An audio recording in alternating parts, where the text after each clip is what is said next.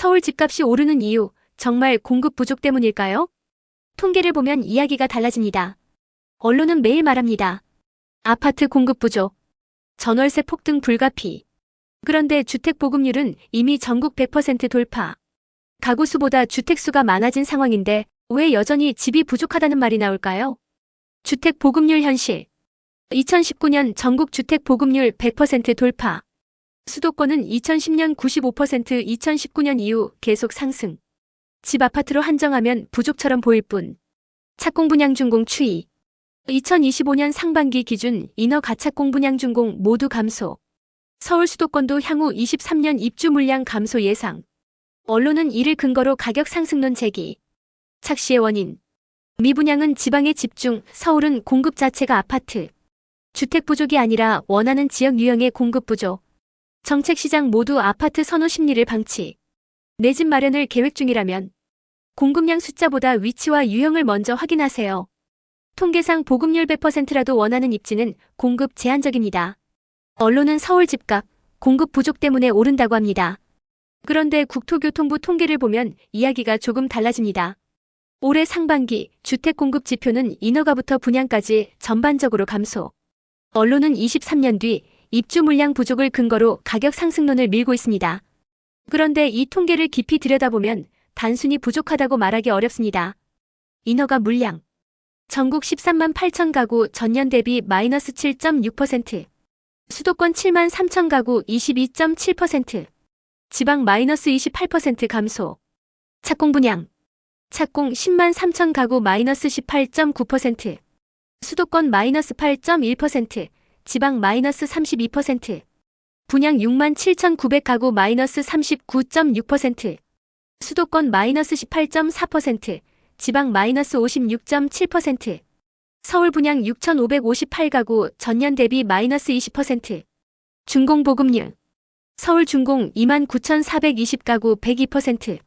전국 주택 보급률 2019년 100% 돌파, 2021년 103.1% 정점 이후 감소. 감소 이후 1인 가구 증가, 현재 약 1,000만 명, 경제활동 인구 38%. 내 집 마련 계획 시 공급 통계는 전국 평균이 아니라 지역별 유형별로 분석. 입주 물량을 반드시 체크. 서울 주택 보급률이 다시 94%로 내려갔습니다. 그 이유 단순한 공급 부족이 아닙니다. 언론은 서울 집값이 오르는 건 공급 부족 때문이라고 말합니다. 하지만 지방은 공급이 남아돌고 있고 진짜 부족한 건 서울 수도권 1인 가구 주택입니다.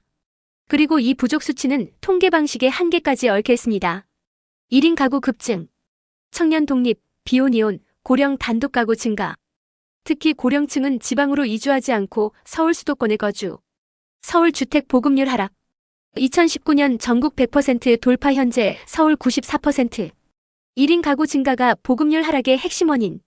통계 계산 방식의 한계. 다가구 주택 원룸 56세대도 단독주택 한 채로 계산. 오피스텔, 기숙사, 실버타운 등 준주택은 주택수에 포함되지 않음. 실제보다 낮은 주택수, 낮아진 보급률 수치. 부동산 지표를 볼 때 보급률만 보지 말고 계산 방식, 주택 유형 포함 여부를 반드시 확인. 서울 수도권 1인 가구 전용 주택 수급 상황을 별도로 체크. 서울 주택 보급률 94%. 이 숫자 절반은 틀린 말입니다. 언론은 서울 주택 공급 부족을 매일 이야기합니다. 하지만 실제 통계 방식과 현실 수요를 보면 이 주장은 절대적으로 맞다고만 할 수 없습니다. 진짜 부족한 건 아파트와 쾌적한 주거 환경이죠.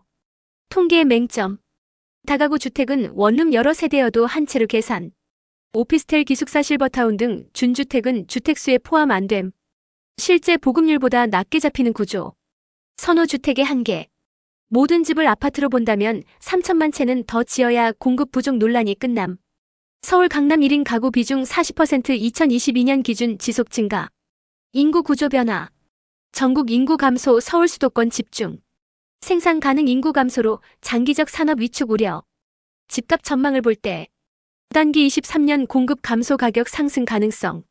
장기 2015년 전국 공실 증가. 일부 지역은 가격 하락 가능성. 투자 내 집 마련 시 반드시 기간별 시나리오를 나눠서 판단.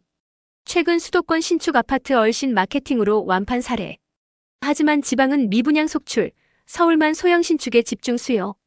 강남 1인 가구 비율 급증, 소형 고급 주거 수요만 강세. 23년 후 집값 상승 가능성만 보고 대출로 무리한 매입. 10년 뒤 가격 방어가 안 될 수 있음. 일본 지방 도시의 장기 공실화 사례 참고 필요. 서울 주택 공급 부족 절반은 사실, 절반은 착시입니다. 단기장기 모두 다른 그림을 준비해야 합니다. 여러분은 서울 집값 앞으로 어떻게 될 거라고 보시나요? 좋아요와 구독, 댓글로 의견 남겨주세요.